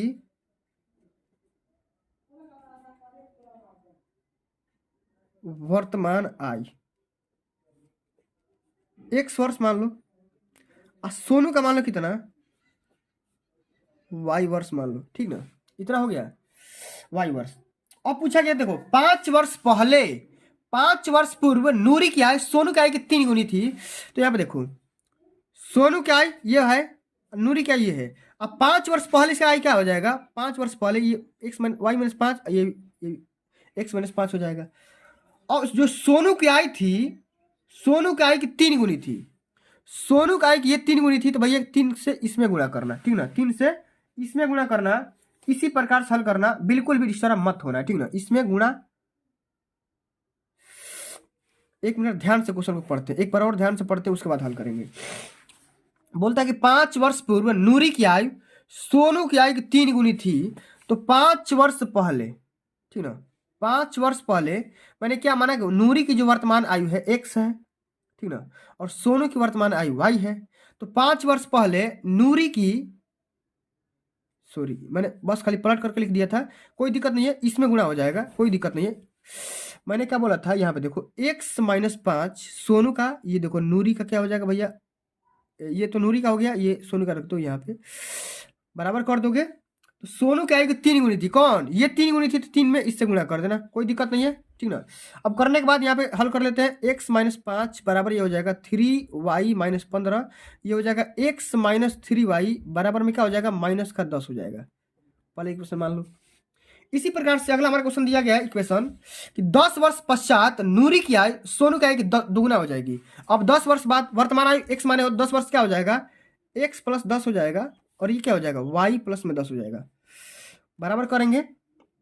अब देखो इसमें क्या होगा, ये जो आयु होगा ये जो दोगुना होगा, तो दोगुना इसमें से गुणा कर देंगे। ठीक ना, तो ये क्या हो जाएगा x प्लस 10 बराबर ये 2y प्लस में क्या हो जाएगा 20, तो x माइनस 2y बराबर में 10 हो जाएगा। इसको इक्वेशन नंबर सेकंड मान लो। अब दोनों का आपस में क्या कर दो भैया, दोनों का आपस में घटा दो। ठीक ना, इसको इधर लाओ, x माइनस 3y बराबर माइनस में 10, तो घटा दो, ये माइनस हो जाएगा, ये आपका प्लस हो जाएगा, ये भी आपका प्लस हो जाएगा, तो ये कैंसिल आउट। ये आपका y बराबर क्या हो जाएगा 20, y बराबर क्या आ जाएगा 20 आ जाएगा। y का मान कितना आ गया 20 आ गया। और जब y का मान 20 आ गया तो किसी भी इक्वेशन में रख दो, कहाँ गया, किसी भी इक्वेशन में रख दोगे, इसी में रख दो, इसी में रख दो, तो x का मान आ जाएगा। ठीक ना, x बराबर x माइनस 20 60 और माइनस 20 60 बराबर माइनस 10, तो x बराबर क्या आ जाएगा, ये 50 आ जाएगा। x का मान क्या आ जाएगा 50 वर्ष, और y का मान क्या आ जाएगा 20 वर्ष। इस प्रकार से हल कर लेना, पूरे समझ में आ जाएगा। चलो अगला हमारा क्वेश्चन, मात्र और बच्चों 4 क्वेश्चन बचे हैं, मात्र 10-20 मिनट का और सेशन है, पूरा समझ में आ जाएगा। चलिए, एक बहुमंजिल भवन के शिखर को देखने के लिए 8 मीटर ऊंचे भवन के शिखर तथा तल का अनुमान कोण 30 और 45 है। तो बहुमंजिल की ऊंचाई और दोनों भवनों के बीच की दूरी ज्ञात करिए। सबसे पहले बच्चों क्या करेंगे, ध्यान से पढ़िए क्वेश्चन कि बोल रहा है कि एक बहुमंजिल भवन के शिखर से देखने पर 8 मीटर ऊंचे भवन के, मैं आप ग्राफ बना कर दिखा दे रहा हूँ, ठीक है, यहाँ पर देखिएगा। बोला जा रहा है कि एक बहुमंजिल शिखर से देखने पर, मान लो कोई भी एक बहुमंजिल शिखर है, ठीक ना, ये मान लो कोई शिखर है भाई, शिखर से देखने पर, ठीक ना, ये शिखर है पूरा, ठीक ना। तो अब शिखर से देख रहे हैं, शिखर से देखने पर 8 मीटर ऊंचे, 8 मीटर ऊंचे एक भवन भैया यहाँ पर ऊंचे देखने पर, ये मान लो ये भवन है, ठीक ना, देखने पर ये अनुमान कोण, ये मान लो अनुमान कोण, ये कोण या ये कोण 30 डिग्री है, ठीक ना। तो भवन के शीर्ष पर शिखर का अनुमान कोण 30 है और तल का अनुमान कोण कितना है, 45 है। तल का ये आपका 45 है, ठीक ना। तो करना क्या है कि भवन की ऊंचाई ज्ञात करना है और साथ में बहुमंजिल, बहुमंजिल मतलब ये वाली, इसकी ऊंचाई ज्ञात करना है और साथ में दोनों भवनों के बीच की दूरी। तो दूरी को हम डी मान लेते हैं और ये आपका दूरी दिया है, ये आपका दूरी दिया है 8, तो ये भी आपका 8 हो जाएगा, इसको हम एच मान लेते हैं। ओके, अब हम tan थीटा लगाएंगे। सबसे पहले इस वाले एंगल में लगाएंगे, इस वाले ट्रेंगल में। तो tan 30 अंश लगाओ, tan 30 अंश लगाओगे तो क्या होता है, लंब बटा में आधार डी, ठीक है। तो यहाँ पे tan 30 अंश का मान क्या होता है भाई, तो बच्चा 1/√3 होता है, ठीक है। अब देखो यहाँ पर क्या होगा, यहाँ पर हो जाएगा h बटा में d। तो हम यहाँ पे d बराबर क्या कर सकते हैं, √3 × h कर सकते हैं, पहला इक्वेशन मान लो। इसी प्रकार से tan अब 45 अंश लगा दो, tan 45 अंश लगा दोगे तो ये हो जाएगा 8 + h होगा, क्योंकि ये ना होगा पूरा लंब बटा में आधार d, ठीक है। अब d का मान यहाँ पर रख देना, tan 45 अंश का मान 1 होता है और यहाँ पे 8 + h बटा में d का मान √3 × h कर दो, ठीक है। तो क्या हो जाएगा, √3 × h बराबर 8 + h हो जाएगा, ठीक ना। तो यहाँ पे देखो h इधर लाओगे तो √3 × h माइनस h बराबर 8, h का मान कर लोगे तो √3 - 1 बराबर 8। तो h का मान निकालोगे 8 बटा में √3 - 1, ये मैंने h का मान आ गया, आप कैलकुलेट कर लेना, ठीक ना। इसको अब करना क्या है, d का मान निकालना है। तो d का मान निकालने के लिए d बराबर क्या करना है, √3 × h का मान क्या निकाले थे, h का मान निकाले थे 8 बटा में √3 - 1, इससे गुणा कर दोगे, d का भी मान निकाल करके आ जाएगा। इस प्रकार से हल कर रहे ना, पूरा मैंने हल कर दिया भाई, ठीक ना। चलो, इसी प्रकार से एक और भी क्वेश्चन पूछा गया है कि भूमि के एक बिंदु P से एक 10 मीटर ऊंचे भवन के शिखर का उन्नयन कोण 30 है। भवन के शिखर पर एक ध्वज को लहराया गया है और P से ध्वज के शिखर का उन्नयन कोण 45 अंश है। तो ध्वज की लंबाई और उसकी P से भवन की दूरी ज्ञात करना है। √3 का मान यहाँ पे दे रखा है।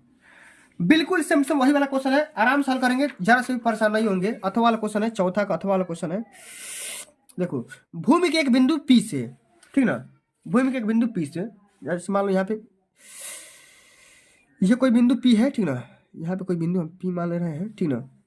10 मीटर ऊंचे भवन के शिखर का उन्नयन कोण 10 मीटर, ये ऊंचा भवन है, ठीक ना, ऊंचे 10 मीटर ऊंचे भवन के शिखर का उन्नयन कोण 30 है। कितना है, 30 है। ये क्या है भाई, 30 अंश है, ठीक ना। अब देखो, भवन के शिखर पर एक ध्वज लहराया जाता है। भवन के शिखर पर एक यहाँ पे एक झंडा, ठीक है, एक झंडा मैंने लहरा दिया। अब यहाँ से ये यहाँ से अगर अनुमान कोण निकल रहा है, उन्नयन कोण, तो ये वाला एंगल कितना निकल रहा है भाई, ये वाला निकल रहा है 45 डिग्री। कितना, 45 डिग्री, ठीक ना। और यहाँ पे देखो, ध्वज का लंबाई निकालना है। ध्वज का लंबाई हम मान लेते हैं h, ठीक ना, h मान ले रहे हैं यहाँ से। और इसका तो मान दिया है 10 मीटर भवन है, ठीक ना। अब करना क्या है आपको, और भी भवन की दूरी भी निकालना है। तो भवन की दूरी को हम d से मान लेते हैं। अब tan थीटा यहाँ पे लगाएंगे। सबसे पहले tan 30 अंश लगाओ तो क्या हो जाएगा, लंब, तो 10 बटा में d, ठीक ना। तो ये tan 30 अंश मान कितना होता है, 1/√3, ये हो जाएगा 10 बटा में d। तो d बराबर हो जाएगा 10√3 हो जाएगा, वाला इक्वेशन।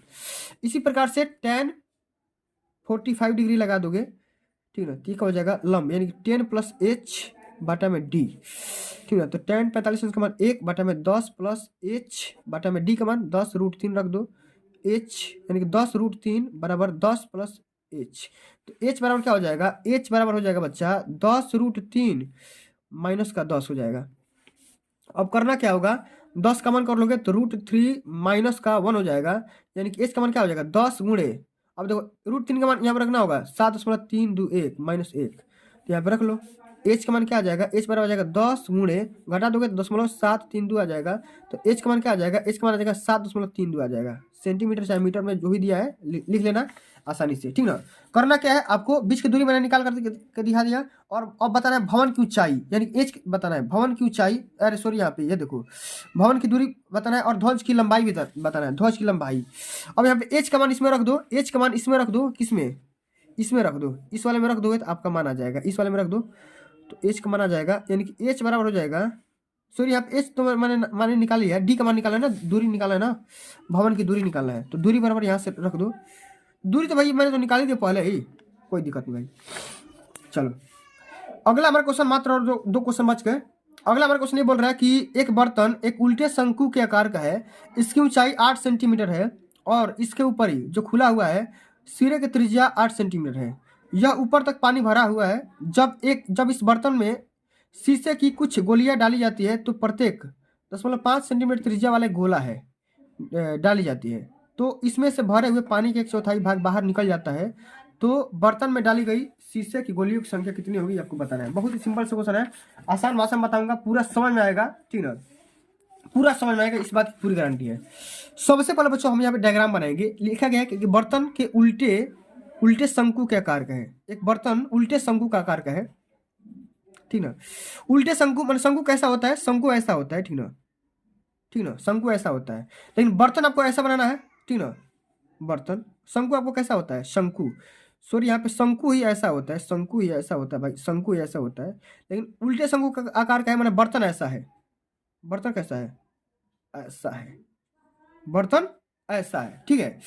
इसकी जो ऊंचाई है वो कितना दिया है, 8 सेंटीमीटर दिया है इसकी ऊंचाई। इसके ऊपर ही जो भाग खुला हुआ है, ये पूरा भाग खुला हुआ है, जिसकी सिरे की त्रिज्या, ये जो त्रिज्या है ना, ये क्या है भाई 5 है, ठीक ना, ये 5 है, ठीक ना, ये दिया है। उसके बाद से जब इस बर्तन में शीशे की गोलियां डाली जाती है, और 0.5 सेंटीमीटर की गोलियां जो है ना, उसका रेडियस है, उसको डाली जाती है, उस गोला को डाला जाएगा, गोला है, गोला क्या है, गोला है भाई, ठीक ना, तो भरे हुए पानी के 1/4 भाग निकल जाता है, मैंने जो इसका जो आयतन निकालोगे ना वो 1/4 भाग के बराबर निकल जाएगा, तो गोली की संख्या निकालना है। तो बच्चों सबसे पहले यहाँ पे बताओ, तो सबसे पहला जो इसका जो आयतन सबसे पहले निकालो, इसका जो आपका बर्तन है ना, इसका आयतन निकाल लो। इसका रेडियस कितना दिया है, R1 का मान, कैपिटल R1 का मान दिया है 5 सेंटीमीटर, 5 सेंटीमीटर। इसी प्रकार से इसका हाइट का मान कितना दिया है, एच का मान कितना दिया है 8 सेंटीमीटर। अब शंकु के आकार के बर्तन में पानी की जो आयतन है ना वो क्या हो जाएगा, 1/3, पानी का जो आयतन होगा क्या हो जाएगा 1/3 पाई R1 का स्क्वायर इंटू एच हो जाएगा। एच निकालो, 1/3 पाई का मान रख दो 22/7 गुणे R1 माने 5 गुणे 5, एच माने 8। अब इसका मान रख दो, इसका मान भैया आप रख दोगे, इसका मान ऐसे ही छोड़ दो, ठीक है, छोड़ दो ऐसे ही। अब देखो अगला हमारा पॉइंट लिखेंगे, शंकु के आकार के बर्तन से बाहर निकाले गए पानी का आयतन।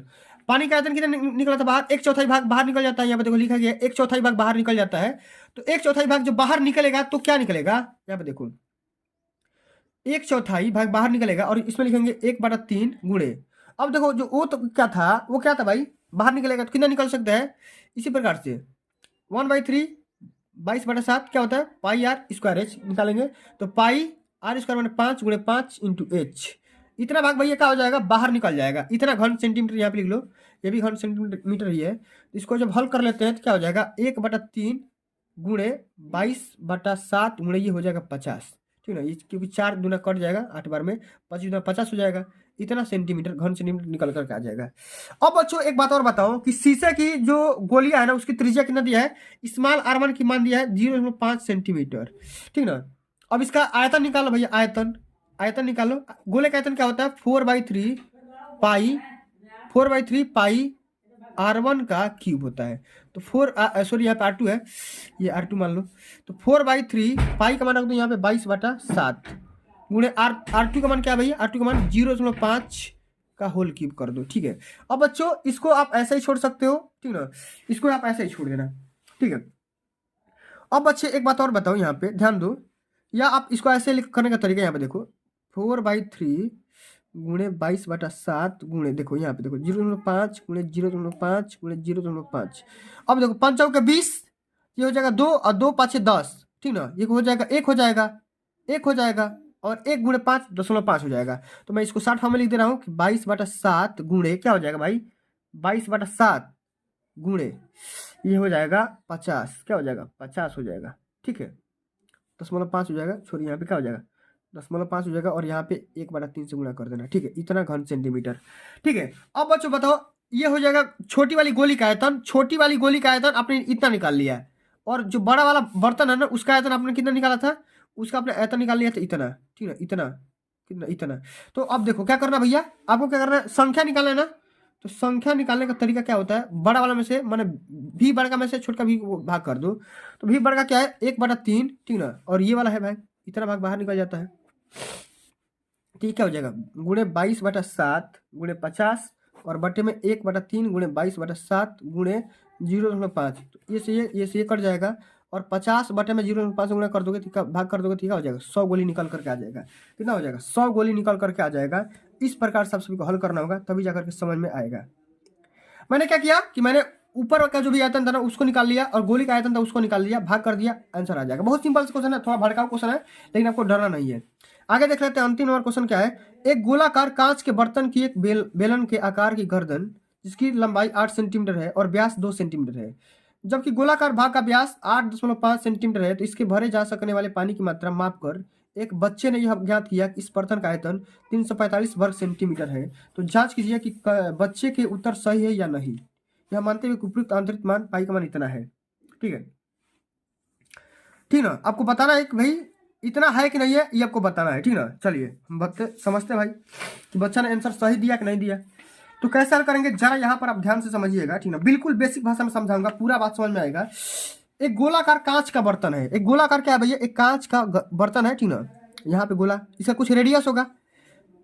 बर्तन की एक बेलन के आकार की गर्दन है भैया, इसका गर्दन क्या है भैया, एक बेलन का आकार का है, इसका गर्दन क्या है भैया, एक बेलन का आकार का है। ठीक ना, इस प्रकार का भाई बर्तन है। ठीक ना, अब देखो जिसकी लंबाई क्या है भैया, लंबाई इसका क्या है 8 सेंटीमीटर है लंबाई इसका, और व्यास इसका क्या है भैया, इसका व्यास क्या है 2 सेंटीमीटर।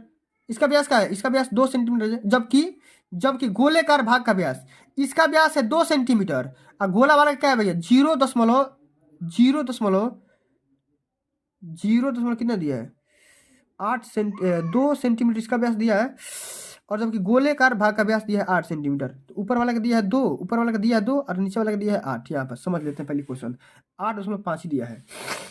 ठीक है, अब आपको बताना है कि आयतन इसका इतना निकाला था उसने।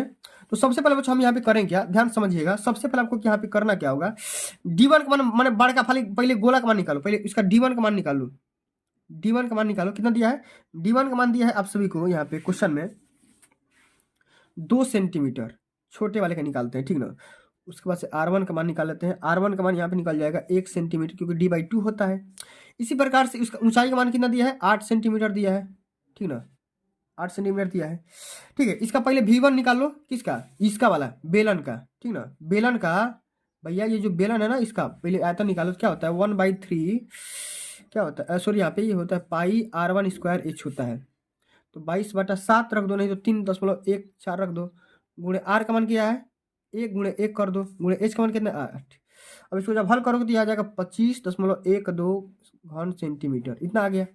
इसी प्रकार से बच्चों क्या करना है आप सभी को, बड़का वाला गोला जो है ना उसका आयतन निकालो। तो D2 का मान दिया है कितना 8.5 सेंटीमीटर। तो R1 का यहाँ से R2 का मान निकाल लो, तो D/2 कर लो, तो क्या आ जाएगा 4.25 निकल कर आ जाएगा सेंटीमीटर।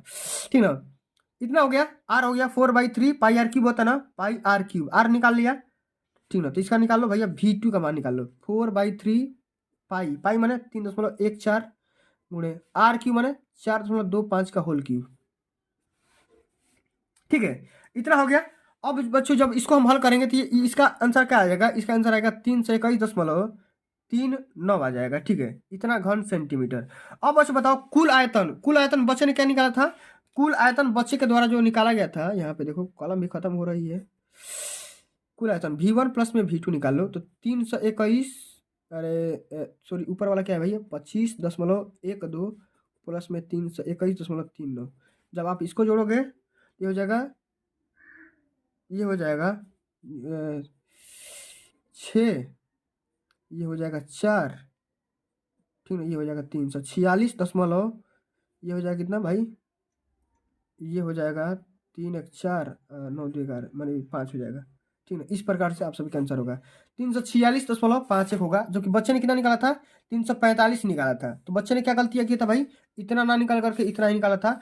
वो बच्चे ने क्या किया था भाई, ऊपर ही छोड़ दिया था। ठीक ना, तो इस प्रकार से बच्चों आप सभी को हल करना होगा। तो प्यारे बच्चों, आज की इस वीडियो के माध्यम से मैंने पूरा सोल्यूशन को हल करवा दिया, और ये वीडियो देखने के बाद आप सभी का मैथ में 70 में 70 स्कोर कर सकते हो, इस बात की पूरी गारंटी मैं लेता हूं। तो मेरे बच्चों, अगर ये वीडियो आप सभी को अच्छी लगी होगी, हेल्पफुल लगी होगी, तो वीडियो को लाइक कर देना, शेयर कर देना। चैनल पे पहली बार विजिट कर रहे हो तो सब्सक्राइब कर देना। और इतना ज्यादा मेहनत किया हूं आप सभी के लिए, तो भैया आपका दायित्व क्या बनता है बताओ, कमेंट करके क्या बनता है। वीडियो को लाइक करना, शेयर करना और चैनल को सब्सक्राइब करना। जल्द मिलते हैं अगली वीडियो में, तब तक के लिए जय हिंद, जय भारत, वंदे मातरम।